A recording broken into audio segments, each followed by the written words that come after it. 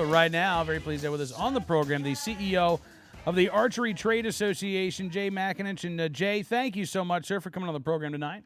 No problem. Look forward to talking with you. Yeah, absolutely. Well, I was just fascinated. I saw this story, I guess it was late last week in one of the New York papers. I think it was the New York Daily News, talking about the archery ranges in Queens are packed now with young adults who are interested in taking up archery because of the books and now the movie, The Hunger Games. Have you seen an interest, a spike in kids wanting to learn more about archery?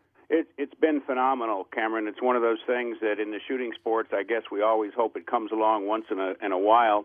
I would say that what has happened with the outpouring of interest because of the Hunger Games movie opening has been nothing short of astounding. We've had hits on websites many thousand times more than usual.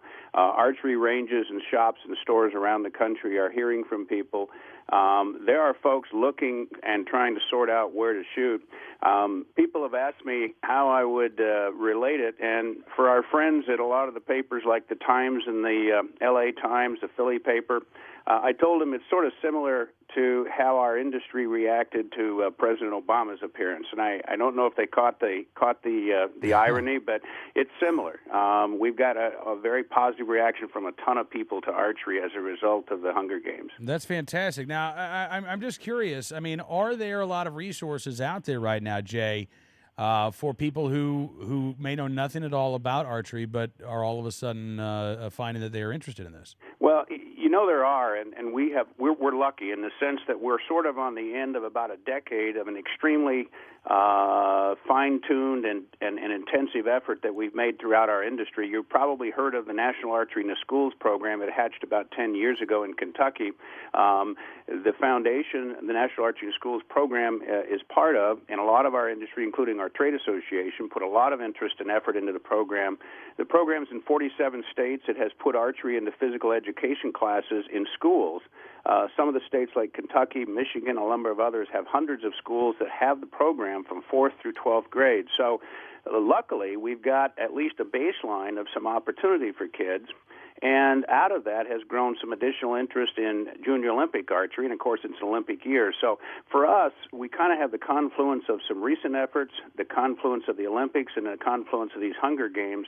And we hope it translates into some recruitment of archers that we can sustain over the years. And as you well know, when folks start shooting archery equipment, our data tells us that 80 to 90% of them are going to shoot guns and other shooting equipment, which means that hopefully we'll bring them into our fold. Well, yeah, absolutely. You know, I hope so. And, you know, the New York Daily News story says, quotes one of the co-owners of an archery range in Queens, said that 18 to 30-year-old fans of the series began flocking to his range about 4 months ago. And he says, now you got to get there early to get a spot. Have you been seeing this are we just now catching up on something that you've been seeing for months and months? We haven't seen it for months and months, to be very honest with you. It has happened in a few locations, and it's interesting.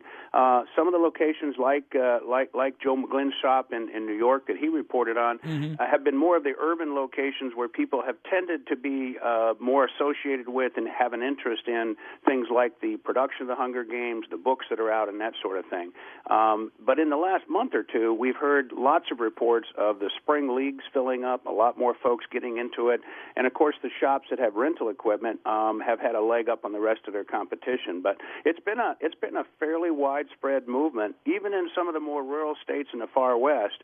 We've heard of folks that have not ventured outdoors, not shot, but have known about the sport, going down to their local shop and doing some shooting. And so we're hoping this wave lasts through the summer. We have heard, by the way, of some archery camps in many of the different summer camps being filled out, and we've had lots of requests from camps that are looking to add archery simply because kids are already filling out the camp forms and asking to add archery as an activity. So yes, it's pretty pervasive and widespread. We'll just have to see if we can keep this wave going. We're hoping to help it push through the Olympics, which may give us enough time to maybe really get some kids into the sport. Absolutely. All right. Now, if we've got parents out there who may have a child who's expressed an interest in taking up archery, I mean, what's the best thing that you would recommend, Jay? Go to a range that actually does have some rental equipment first, and how much does it typically cost to get in when you decide that you want to go ahead and start buying equipment for your child? Great questions. Simple thing is you can typically go and Google on any Google map system and find an archery shop, usually within a fairly close distance. If you can't find that, you can go to www.archerytrade.org. We have an archery search tool on there that allows you to find a shop as quick as you can. Second, most shops are going to have a rental equipment on the archery search tool. It will usually tell you, and most of the shop ads will tell you if they have ranges and rental equipment. If they don't, and it's a smaller range, you can usually shoot in any kind of a private club or an Isaac Walton League or a local club, and a lot of times those are advertised. They may be a little harder to find. The NSSF Where to Shoot actually has a lot of archery ranges that are part of some of the gun ranges. But most important, if the folks do get interested and like it and find that they want to get into it, some of the beginning bows start at around $100, can go up to $150 or $200. And that's most of the equipment you need. Arrows are relatively inexpensive, so it is a sport you can get into for a couple $100.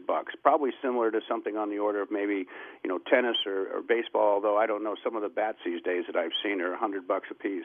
Wow. Well, listen, Jay, I really appreciate you coming on the program, sir, and I do hope that we see the interest in archery continue on long past the Hunger Games is out of the theaters and long past the Olympics in London this year as well.